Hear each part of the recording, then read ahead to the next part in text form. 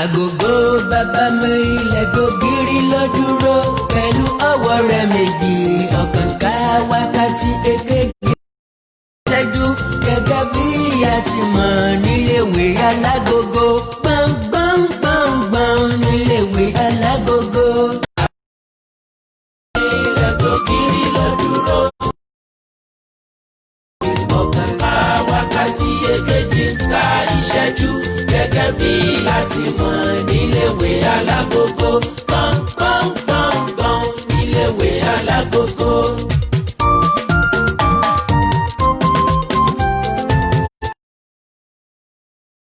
Orúnkún ẹsẹ̀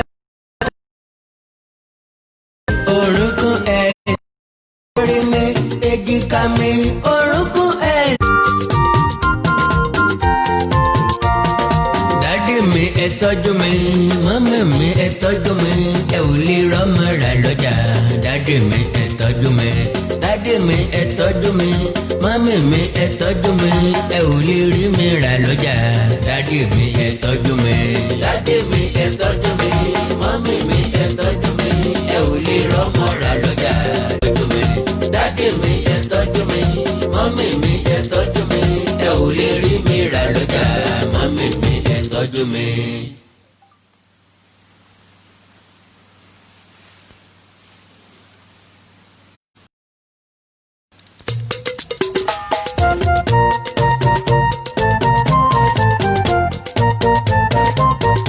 Àgògó bàbá mi ilẹ̀kùn gírí ló dúró pẹ̀lú ọwọ́ rẹ̀ méjì ọ̀kàn ká wákàtí èkejì ká ìṣẹ́jú gẹ́gẹ́ bí a ti mọ̀ níléèwé alágogo gbọ̀ngbọ̀ngbọ̀ngbọ̀n níléèwé alágogo.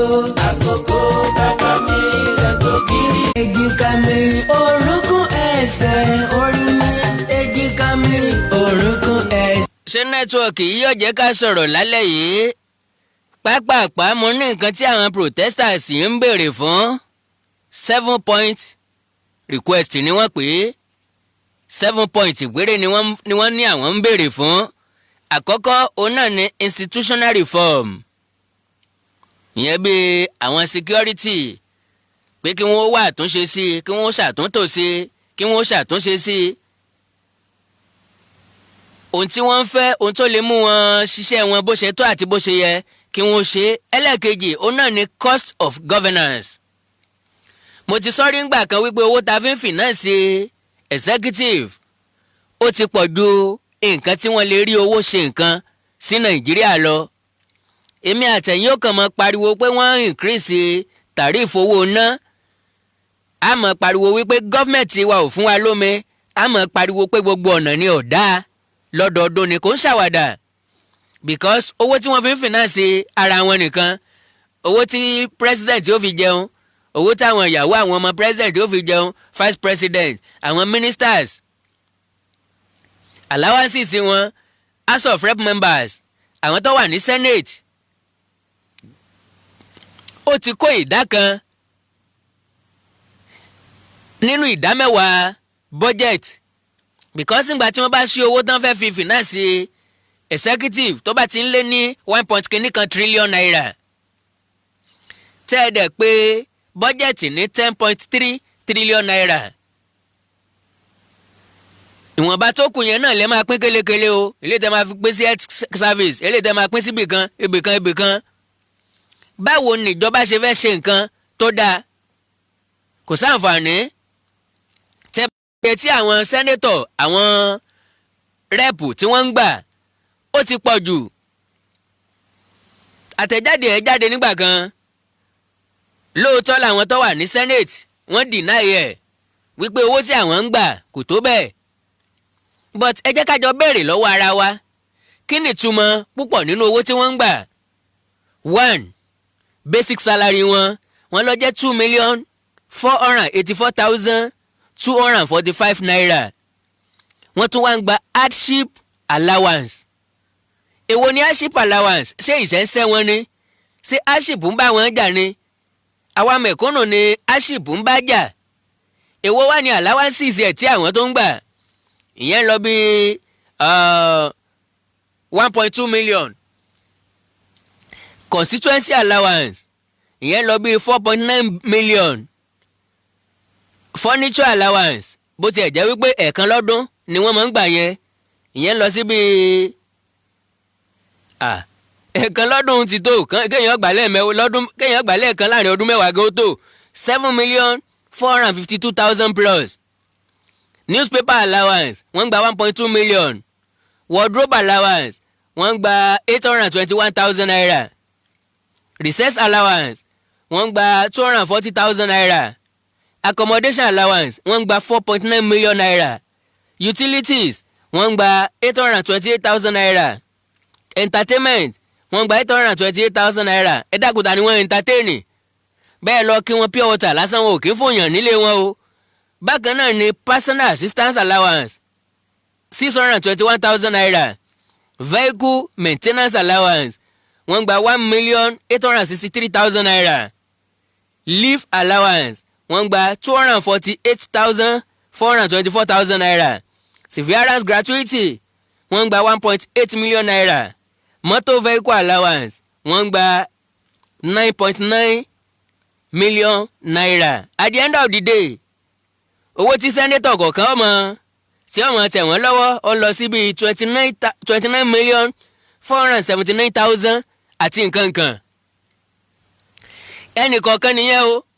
ẹ wá wòye tí 109 senators ńlá ní 365 House of Rep members ńlọ́wà níbẹ̀. ntí àwọn tó wà níbẹ̀ yẹn nìkan ń gbà táwọn legislation yìí ń gbà ó ti pọ̀ jù. Àwọn ni highest paid legislatures throughout the world. Mo dẹ̀ sọ nígbà kan but ká sí. Mo ní ọ̀nà láti dín gbogbo nǹkan wọ̀nyí kù ó ní pé ká scrap Senate ká scrap House of Rep. Ẹnìkan níta bá scrap ẹ̀ báwo náà ṣe fẹ́ máa ṣe. Mo ní yes gbogbo state pátápátá ló ní House of Assembly. Gbogbo state yẹn ló ní speakers ní House of Assembly wọn. Káwọn speakers yìí kí wọ́n máa lọ sàbújá lẹ́ẹ̀kan lóṣù tàbí lẹ́ẹ̀kan lóṣù méjì kí wọ́n lọ máa ṣàríyànjiyàn wọn kí wọ́n máa ṣe ní anáì kíní kankan bí wọ́n ṣe ń pariwo ń bẹ̀. Àwọn tó bá fẹ́ sùn ń bẹ̀ kí wọ́n lọ fayọ̀ sùn ń bẹ̀. Àwọn tó bá fẹ́ ka newspaper ń bẹ̀ kí wọ́n fayọ̀ ka newspaper wọn. Àwọn tó bá fẹ́ yàn rẹ̀ ń bẹ̀ kán lọ lọ́rẹ̀ ń bẹ̀. Because tó bá jẹ́ pé àwọn student wà ní school ni wọ́n tì wọ́n mọ́lẹ̀ wọ́n sọ pé wọ́n gbọ́dọ̀ jáde Ọlọ́run mú ẹ. Èèyàn ní ìta ẹ̀.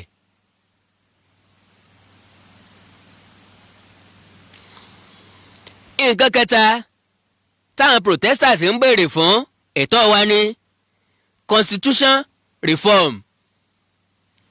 Ẹgbẹ́ constitution yìí kalẹ̀ kò wọ́ọ̀kì láti 1963 tẹ́tí ń. Kọ́lọ́hún jẹ́ kí nẹ́tíwọ́ọ̀kì ọjà láǹfààní àti sọ̀rọ̀ dáadáa. Ẹ jẹ́ ká ṣàtúnṣe sí constitution tá a bá ṣe agree láti jọ wà papọ̀. Bákan náà education reform. Ipò tí education Nàìjíríà wà ọwọ́ sí gan. A dẹ̀ pera wa ní giant of Africa. Ibo la ti giant? We are giant in nowhere. Population lásán la fi giant. Education wa ò dáa tó ti Ghana. Ẹ lọ sí primary schools tó jẹ́ public schools kẹ́ ẹ wo situation tó wà. Èèyàn fẹ́ sunkún. Àwọn ọmọ wórówóró ló wà ń bẹ̀. Àwọn tó sì wà ń bẹ̀ náà púpọ̀ wọn torí oúnjẹ ọ̀fẹ́ náà ṣe wà ń bẹ̀. Wọ́n ní gọ́ọ̀mẹ̀ntì ó fún wọn lóúnjẹ ọ̀fẹ́. Kì í ṣe wípé ẹ̀kọ́ tí wọ́n kọ́ ń bẹ̀ lọ dáa ju ní tí wọ́n fi lè wà ń bẹ̀ lọ. Universities wa kí ló wà ń bẹ̀?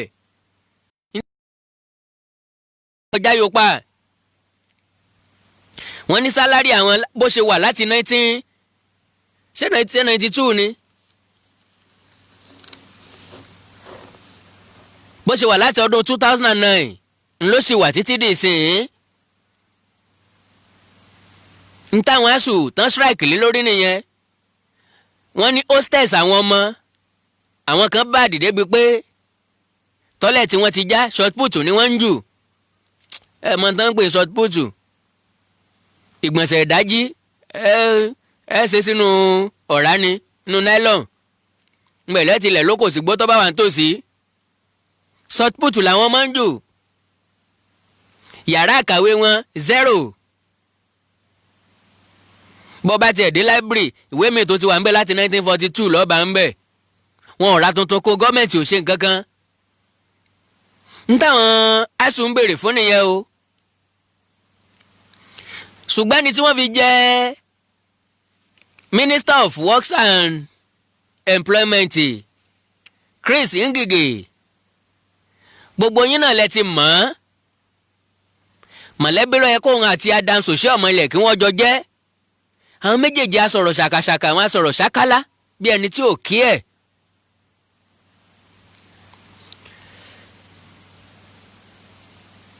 bí ẹni tí ò kí ẹ̀ nǹkan tí à ń gbọ́ nínú ìròyìn lẹ́nu bíi ijọ́ mẹ́ta sí ìsìn ó ní pé Ngige ní ASUU strike may be called off soon.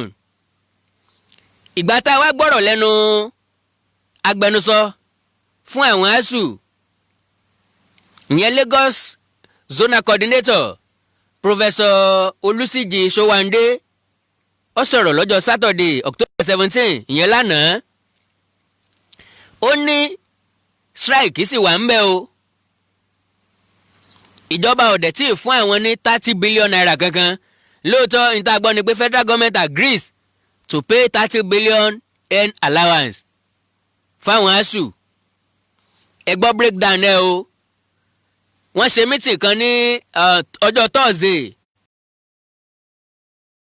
lẹ́yìn láti Thursday yẹn ni wọ́n ti postpone May sí October 21.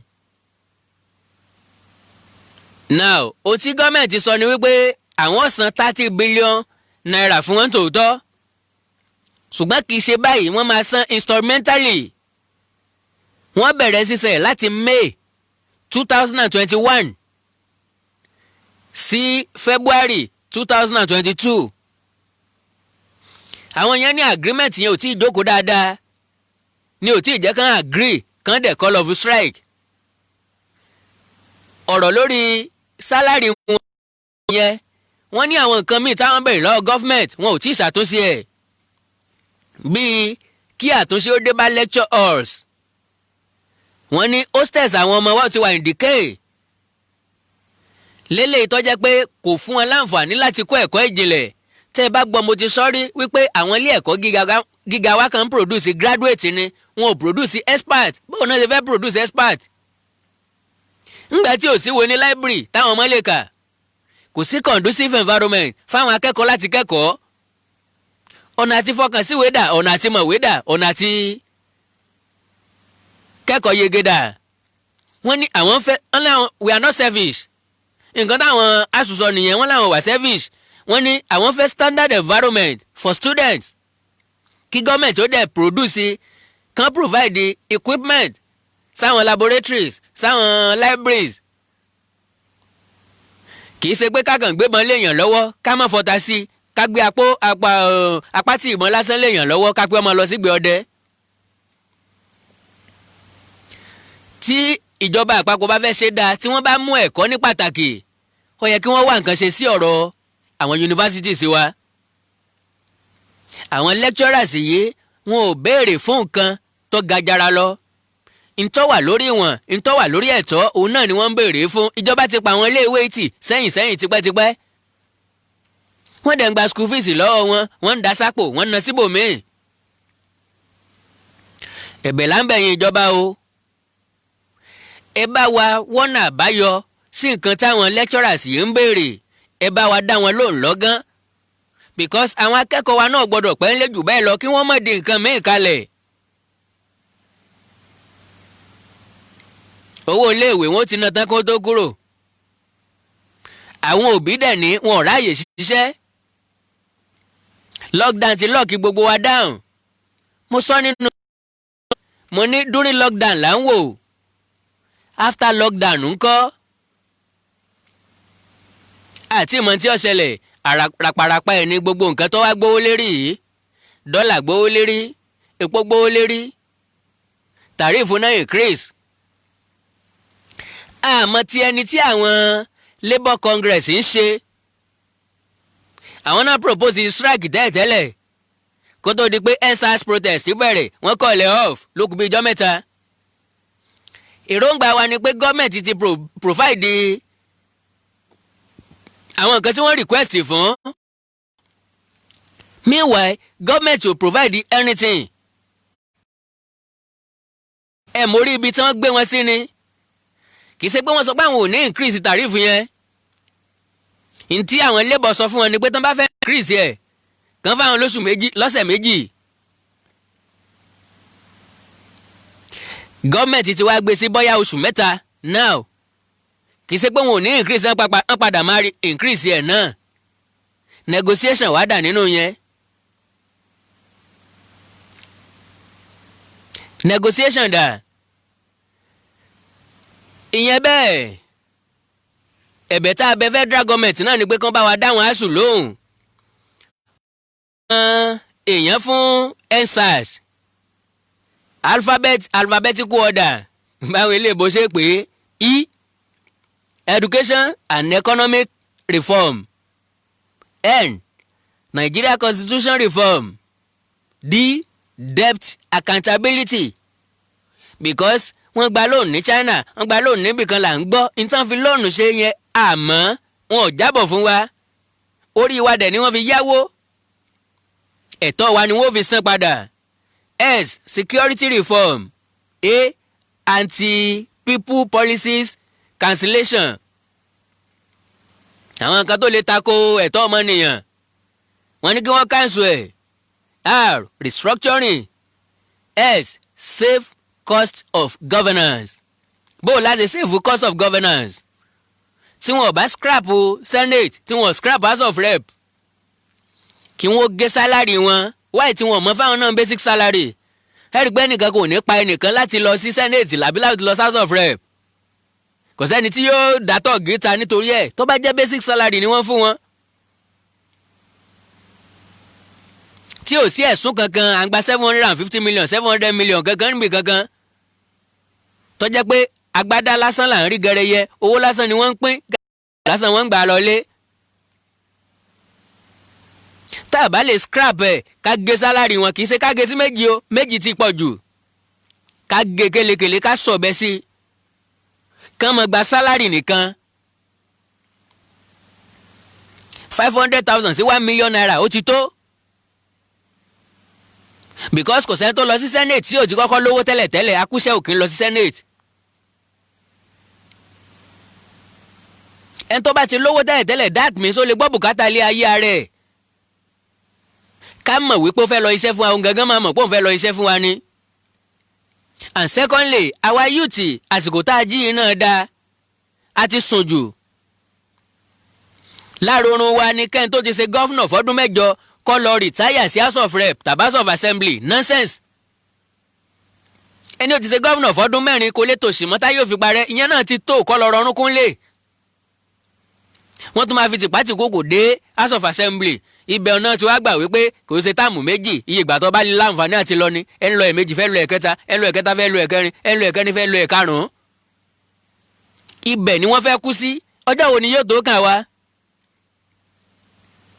òun ni pé bá a ṣe jí ọ̀dà election tí ń bọ̀ ẹni ó bá ti dipò kan mórí kò gbọ́dọ̀ lọ sẹ́niwé àmọ́ a sọ bẹ́ẹ̀ before 2019 àwọn èèyàn kákún wọn ò yíìdí sí wọ́n bá ti gbé 1000 dé wọ́n tún ń dìbò lọ náà nìyẹn. that is number 2. Number 3 majority àwọn tó ti ṣe gómìnà rí tó ti ṣe House of Rep House of Assembly rí tó ti lọ rí tá a tún wá ń fún ní retirement àbí pension lórí kíni o pension lórí kíni èèyàn dipò òṣèlú mú láàrin oṣù mẹ́rin láàrin ọdún mẹ́rin à ń fún ní pension àwọn òṣìṣẹ́ ìjọba tí wọ́n 35 36 40 years hàn tí ò rí gratuity wọn gbà dòní à ń láti ṣe àtúnṣe sí gbogbo àwọn nǹkan yẹn ìgbà náà la tó máa balance equation ní hope tó máa wà fáwọn mẹ̀kúnnù because orí wa ni wọ́n fi ń fàgbọ́n. Now so save cost of governance, end SARS, end police brutality, end bad governance. kò sẹ́ni tí yóò end ẹ̀ o èmi àti yín la lè end ẹ̀. lẹ́yìn protest yìí níbo la ń lọ?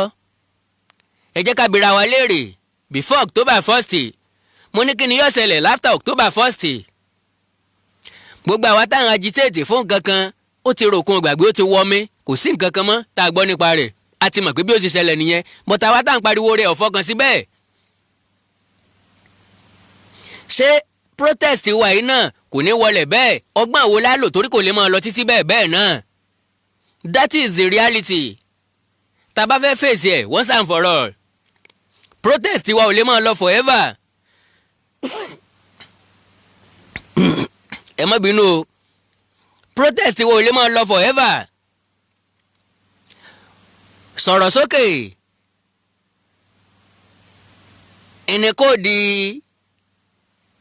protest wa fẹ́lẹ̀ yìí lóòótọ́ láti láwọn bàbá wa kan táwọn ò lè sọ̀rọ̀ sókè tọ́jẹ́ pá bẹ́lẹ̀ ni wọ́n ti ń sọ̀rọ̀ ṣùgbọ́n àwọn ọmọ àwa jẹ́ kó yé wọn wípé ẹ̀yin bàbá kan ẹ̀yin ìyá kan lè bàjẹ́ débi sọ́wọ́ yìí àwa rẹ́dì láti tún ṣe ọ̀nà tájọ fi tún ṣe oníkẹ́jẹ́ kájọ sán mo wá lá advice fẹ́yìn tẹ́ ń protest. ẹ má bínú o tí lára advice mi tí ó bá gún ẹ bí abẹ́rẹ́ ṣùgbọ́n òótọ́ ni ẹ rí i pé òótọ́ wà ń bẹ̀. lára advice mi ò ní wípé protest wa mo sọ lẹ́ẹ̀kan wípé gọ́ọ̀mẹ̀ntì fẹ́ da àwọn sọ́jà síta operation crocodile smile. mo ń fi ọlọ́run elédùnmarè bẹ̀yìn mi ò sọ pé kẹ́ stop protest o because tá a bá stop ẹ̀ àti jẹ́ kó yé wọn pẹ́rù wọn ń bà wá nìyẹn. ọ̀nà tó wà ní wípé ẹ má jẹ́ kẹ́nìkan kó mú weapon dání àdá o àpòlági o ìbọn o kẹ́nìkan kan náà tó fẹ́ protest kó má mú nǹkan kan dání. wọ́n ti advice wa pé ká máa mú fúlàjì nàìjíríà nìkan dání. and ẹ má jẹ́ ká ṣe mistake ẹ má jẹ́ ká lọ protest ensars yìí ká má lọ mọ́ nǹkan míì tí ò bára wọn mu tí ò lọ papọ̀. like lára àwọn tó ń protest ń pariwo revolution now ẹ má jẹ́ ọ papọ̀ mọ́ra wọn o.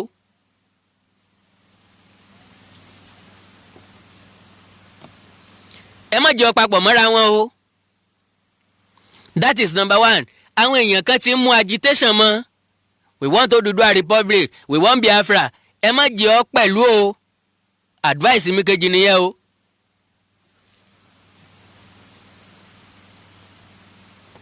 ẹ má jẹ́ kó papọ̀ mọ́ra wọn o.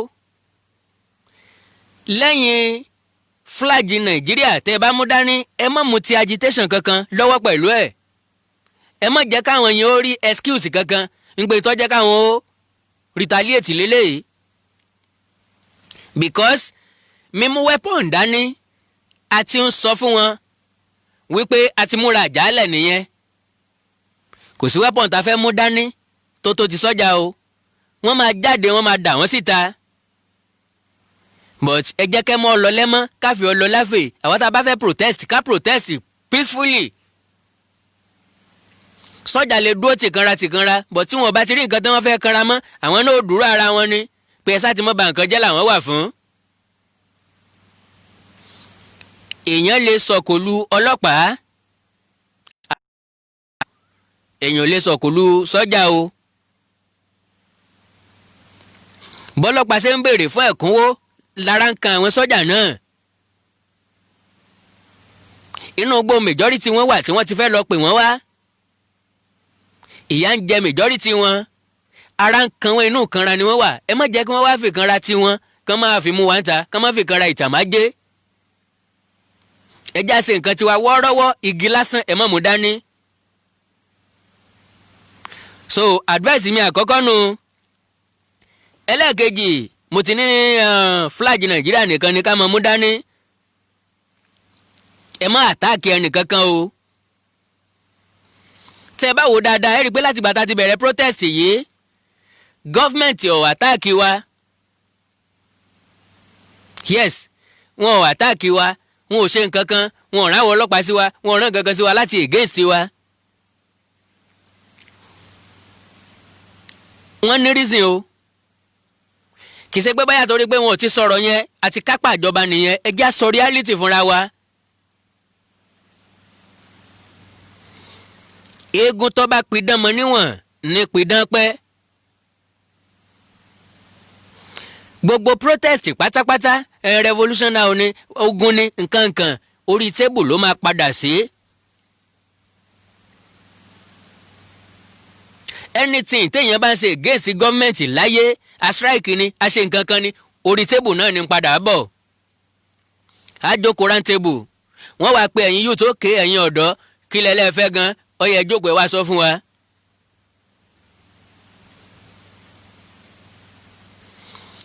sẹ́yìn protesters ẹ̀yin organizers ẹ̀yin leaders protest yìí ṣé ẹ ti ń prepare láti jókòó round table pẹ̀lú ìjọba tí wọ́n bá pè yín at any time.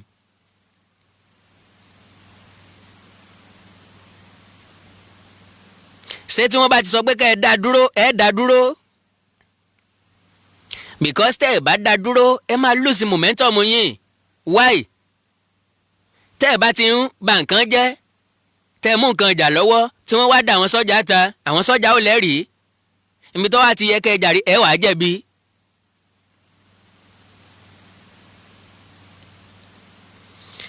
ṣé ẹ mọ̀ wípé àwọn ìbéèrè yín gọ́ọ̀mẹ̀ntì ti ń dáhùn sí wọ́n lè mọ́ tí ì dáhùn sí gbogbo ẹ̀ o but wọ́n ti ń dáhùn sáwọn kankan that means wọ́n gbọ́rọ̀ wa. because nígbà tá à ń protest láàrin ọjọ́ bíi mélòó kan wọ́n ti yá dasá sílẹ̀ láàrin ọjọ́ mẹ́rin wọ́n ti dá SWAT kalẹ̀ ṣùgbọ́n wọ́n ṣèlérí fún wa pé nínú àwọn SARS táwọn dá kalẹ̀ àwọn ò ní mú nínú wọn sí SWAT.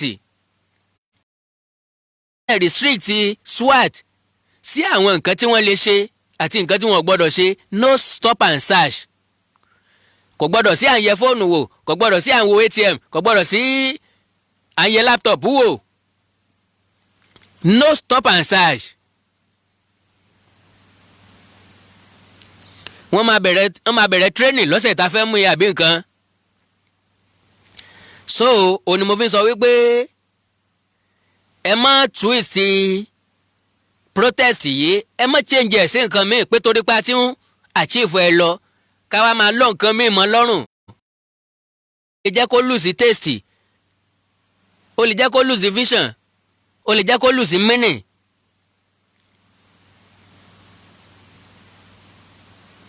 so ẹ má lọ fọkàn sí wípé torí pé gọ́ọ̀mẹ̀ntì ò ti sọ̀rọ̀ ẹ já máa ṣe nǹkan tó wù wá lọ kò ní pé wá o. now tí a bá dá wọn lóhùn nígbà tán bá pè wá ìyẹn lè máa jẹ́ ká padà ní àṣeyọrí lórí ẹ̀ bó ṣe tọ́ àti bó ṣe yẹ nílé tó jẹ́ pé kò fi ní pé wá dáadáa. láti lọ sí round table pẹ̀lú gọ́ọ̀mẹ̀ntì a máa nílò nǹkan méjì.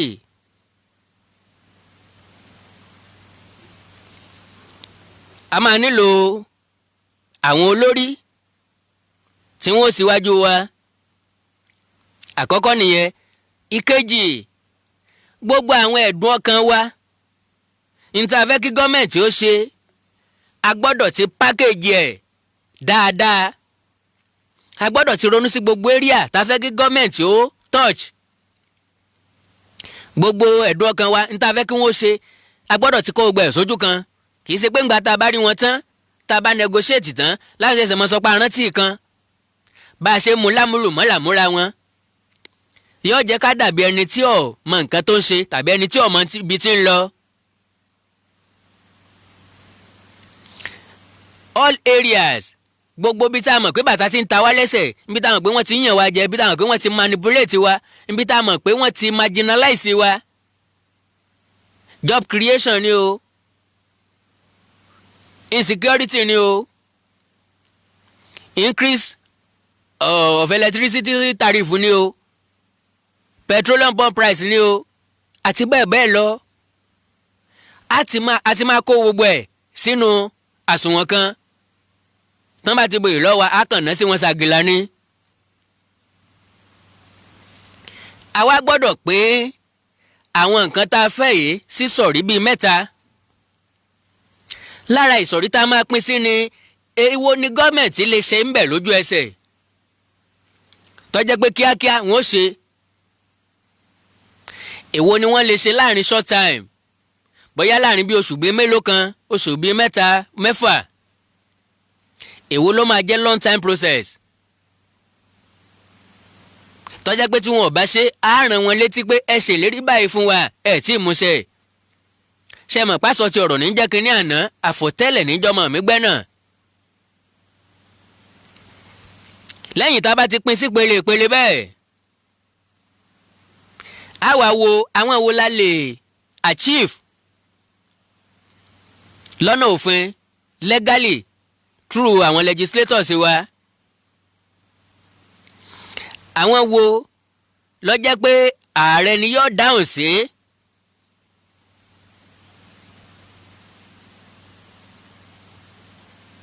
àwọn wo ló jẹ́ pé àṣẹ lásán ni wọ́n pa. àwọn wo ló jẹ́ pé àtúnṣe la máa ṣe sí i. bíi ensars nísìn àtúnṣe ni a ní kàn reform ẹ̀. constitution àtúnṣe ni a ní kàn túnṣe. education health because kálátúnṣe wà ní health ni gómìnà stéètì kan fódìdí ọdún 8 kò ní lọ kú sí stéètì míì. ká lọ hospital lú ẹ̀ ó dúó bó ṣe yẹ kó dúó ni kí ló fẹ́ mọ wá gàgìrì ìlú onílùú.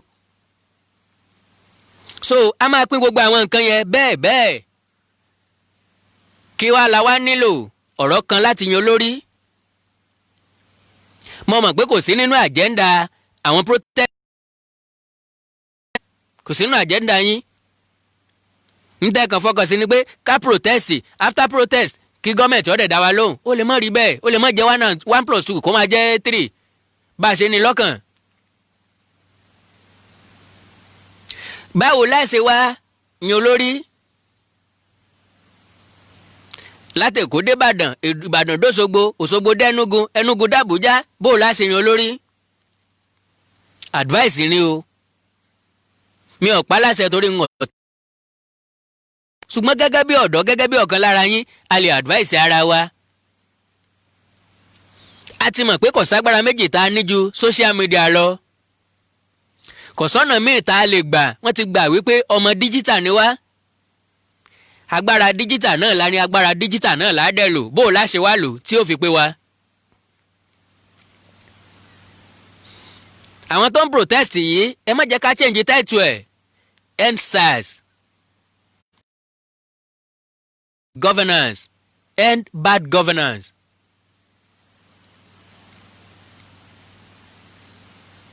now ẹ jẹ́ ká dá platform kalẹ̀ lórí social media. nínú platform yẹn ká jẹ́ káwọn èèyàn ó nominate ara wọn voluntarily but ká make sure pé platform yẹn wà káàkiri gbogbo state.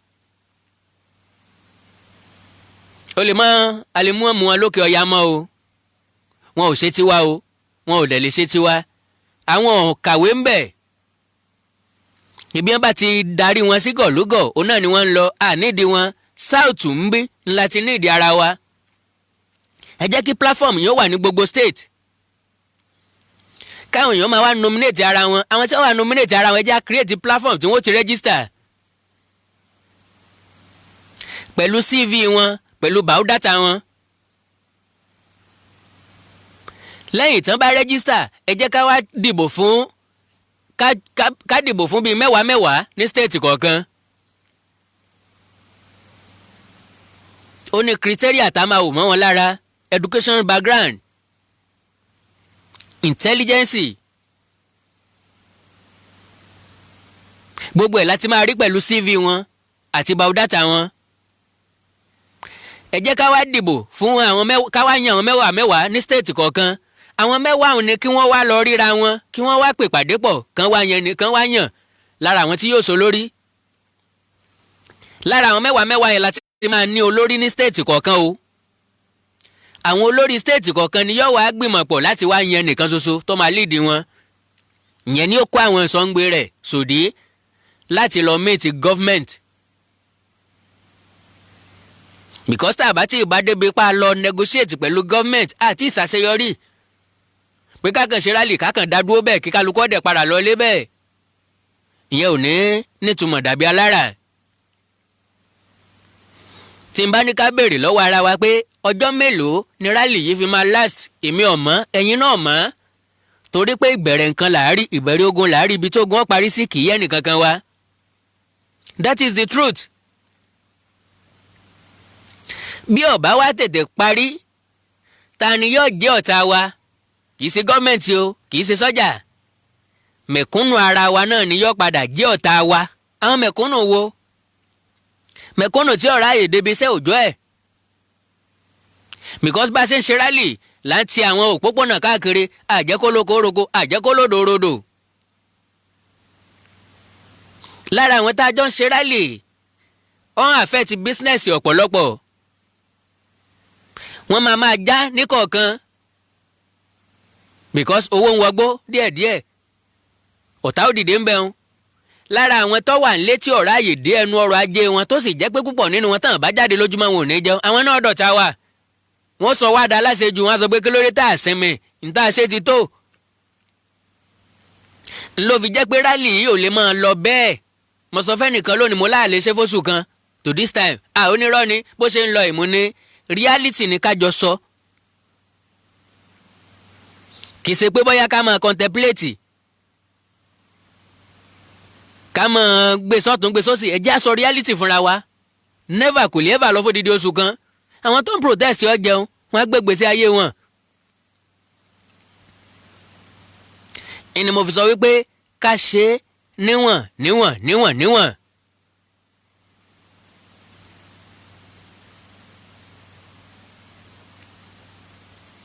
tí gọ́ọ̀mẹ̀ntì bá ti pè wá ká dá wọn lóhùn ká dẹ̀ mọ́ lọ rálì wa mọ́ nǹkan míì tí ó bá jọra wọn. ẹ jẹ́ ká wá dá ọjọ́ gẹ́gẹ́ mo ṣe sọ that is after platform yẹn after tá ti yan àwọn èèyàn ní state kọ̀ọ̀kan pẹ̀lú CV wọn àti biodata wọn èèyàn bíi 5 sí 10 ó ti tó àwọn state leaders àwọn ló máa yan ẹni tó máa lead ní gbogbogbò ṣùgbọ́n ẹ já rí dájú wípé gbogbo ìpínlẹ̀ pátápátá ńlọ láṣojú nínú ẹ o ẹ má gbé ẹnìkankan sẹ́yìn àwọn tíìmù tí yóò wá mí ti gọ́ọ̀mẹ̀ntì èyíkéyìí tíjọba máa rán wá tàbí tán máa set up gbogbo àwọn proposal wa ẹ jẹ́ kó ti wà intact lẹ́kùnrẹ́rẹ́ láì ṣẹ́kù kankan who knows a lè make history wípé nígbà báyìí àwọn báyìí ló yí gbà padà tá a bá fẹ̀sọ̀ ṣe tá a fọgbọ́n ṣe my dear brothers and sisters ẹ̀yin youth in Nigeria greatest Nigeria youth great ten protest fún ESSAS ojú wa ń bẹ lára yín o bẹ́ẹ̀ ni ìrètí wa ń bẹ lára yín destiny wa ó wà lára yín ó wà lọ́wọ́ yín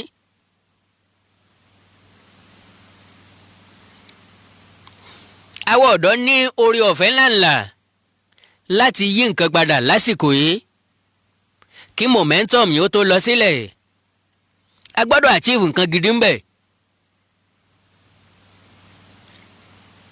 ta ló sọ bóyá a lè make ìtàn bóyá a lè make history. ńlá fi ń fàdúrà ràn yín lọ́wọ́ o lágbára Ọlọ́run ẹ̀yin tẹ́ ti protest ẹ̀yin tẹ́ tó padà protest ìkankan yín ẹ̀jẹ̀ yín ò ní pa títì láró wọn ò ní fẹ̀jẹ̀ kankan nínú yín ṣètùtù. ìkan wáyé lánàá tèmi náà kópa ń bẹ̀ gbà tí n ó fi mọ eré èèyàn kan láti mo ti rá máa rin èrò mo ti dọ́gbọ́n jáde ńbẹ̀ mo ti forí mu mo ti sá lọ. so ẹ já gbìyànjú ká mú nǹkan gidi jáde nínú protest eléyìí Ọlọ́run ràn wá sí o. Àkàndá alóró ọ̀rọ̀ lẹ́nu bíi tejò àwọn àmọ̀ràn kéékèèké tí mo ní kí n wá gbà wá leléyìí fún tòní. ẹ má gbàgbé láti subscribe sí channel yìí àbí láti like kẹ́ follow ẹ̀. mo ti sọ wípé live nìkan la máa ṣe ń bì í kọ́mọ̀ bá dàpọ̀ mọ́ra wọn kí gbogbo ẹ̀ ó lè wà ní ṣísẹ̀ntẹ̀lé nípele ìpele bí aṣọ àlùbọ́sà létò ètò bí ọmọ yẹn gan. mo dúpẹ́ lọ́wọ́ ẹ̀yin olólùfẹ́ mi bó tiẹ̀ jẹ́ pé nẹ́tíwọ̀kì yẹn ó jẹ́ ká gé program wa sí méjì á padà só mọ́ra wọn lórí YouTube. àánú ọlọ́run alààyè ò ní fi sílẹ̀ ẹ̀ ní nìkan sáyé yín orílẹ̀-èdè yìí yóò dáa. àwa tí a wá agitate àkàndá ń jẹ́ kó yé wa wípé a máa padà achieve dream wa pẹ̀lú agitation wa. ọ̀nà wo láàrin àwọn ìgbésẹ̀ wo la máa gbé ọlọ́run ọba mi ń gbọ́ ń ó gùn lé láìpẹ́. ó ní mo fi sọ fáwọn èèyàn tí ń sọ̀rọ̀ nígbà yẹn wípé kò sẹ́ni tó nífẹ̀ẹ́ ilẹ̀ Yorùbá jù mí lọ nínú wọn. That is number one. And secondly, ẹni tó nílùú ọ̀dà onìkan kọ́ ni ó jẹ́ ẹ̀. àlá gbogbo wa ní kílẹ̀ Yorùbá ó ní òmìnira. òmìnira táwa gbà èwo ni yóò rọ̀ wá lọ́rùn ọ̀nà wo la gbà àágùnlé láìpẹ́. níbí kọ́ o lórí platform wa agitation for tẹ́lẹ̀tẹ́lẹ̀ a máa change ẹ̀ sí agitation for Odùduwà nation láìpẹ́ jọjọ. ṣùgbọ́n ẹ̀yin tẹ́ ń protest ẹ mọ̀ mú mọ́ o ẹ má jẹ́ adalúrú pọ̀ mọ́sàpà. ẹ máa rí wípé pẹ̀lú strategies honestly a lè achieve èèmù wa àláwálé wá sí ìmúṣẹ. ọkọ̀ Nàìjíríà ti wà lójú agbami o ẹni tí yóò gbèrò àmọ́ asáàmọ̀ pa sí wà ń bẹ̀ náà níwọ̀nba àgbà tá a sì wà ń bẹ̀ náà ẹ̀jẹ̀ àtúnṣe. ọ̀rọ̀ 2023 kí n sáré brief yín kó tó di pé mọ̀ ọ́ lọ. ẹjẹ́ àti Bọ́lá Tinubu lẹ́yìn ẹ má jẹ́ àtẹnra wa àwọn ará òkè ọya wọ́n ń ṣèpàdé oríṣiríṣi lọ́wọ́ báyìí. ẹ mọ̀ pé nǹkan tí Àkàndá bá sọ ọ̀tẹ́ ni authentic ní jẹ́ bẹ́ẹ̀. wọ́n ń gbèrò lọ́wọ́ wọ́n mọ̀ wípé gbogbo agitations yìí táwọn bá fún wa ní president ní south a máa dákẹ́ which is very very true ànípẹ́ rọrùnkún. wọ́n mọ̀ pé agbára fẹ́ wá sí south ní 2023 ṣùgbọ́n wọn ò fẹ́ gbé fún Yorùbá tàbí Tinubu. ǹjẹ́ ẹ̀mẹ́ tí ń bẹ lórí èrò wọn Goodluck Jonathan lè deny ẹ̀ pé òun ò ní interest ẹ bá béèrè ó lè sọ pé òun ò ní interest irọ́ ni because wọ́n ti gbé yẹ̀wò èròǹgbà wọn ni wípé Jonathan gentle kò yé ti Haúsá kò yé ti Fúlàní. that is number one. secondly àjọba lọ́wọ́ ẹ̀ kò against gọ́ọ̀mẹ̀ntì kàkà tó máa yé ti Haúsá tàbí Fúlàní ó tún kọ́ àlùmọ́jìrì schools fún wọn. so wọ́n ti rí i pé and again ẹni tí Haúsá àti Fúlàní ń fẹ́ lẹ́ni tó máa ṣèjọba fọ́dún mẹ́rin tí ò ní fẹ́ lọ fún second term. ẹ dànù pé Goodluck ti sọdún mẹ́rin sẹ́yìn tẹ́lẹ̀tẹ́lẹ̀ tó bá láǹfààní àti débẹ̀ padà kò ní sí pé mo tún padà bọ̀. oríṣiríṣi èrò ló ń lọ oríṣiríṣi ìpàdé ló ń lọ. gbéléńjà ìrìn mo ní kí n sáré jayín sí o oorun ayọ̀ lásùn o àwa tá a jọ wà ní Nàìjíríà gbogbo ẹ̀yin tẹ́ wà lókè òkun bọ́ ẹ̀sẹ̀ ń débi iṣẹ́ ni àbẹ́ ẹ̀sẹ̀ ń lọ ilé ọkọ̀ ọba àdàbò ní sáyín lẹ́sẹ̀ lágbára Ọlọ́run bẹ́ẹ̀ sì ń lọ gbóró lẹ́mọ̀ bọ̀ gbóró ẹ̀mọ̀ lọ láyọ̀ ẹ̀mọ̀ bọ̀ láyọ̀ ní jẹ́ báwọn. ẹ subscribe sáwọn YouTube channel mi fáǹfààní tiyín ni fáǹfààní àwọn ọmọ wa ni torí ọ̀la. Àkàndá ọ̀rọ̀ Awíkonko ẹwà èdè Yorùbá TV akọ́mọlédè Yorùbá TV ìkórìtà kò yé mi òwe Yorùbá TV oríkì Yorùbá TV àṣà Yorùbá TV àti bẹ́ẹ̀ bẹ́ẹ̀ lọ. bákan náà ni lórí Facebook torí pé ká ṣe gbogbo nǹkan létò ètò oorun ayọ̀ lásùn o báyìí gàrí o.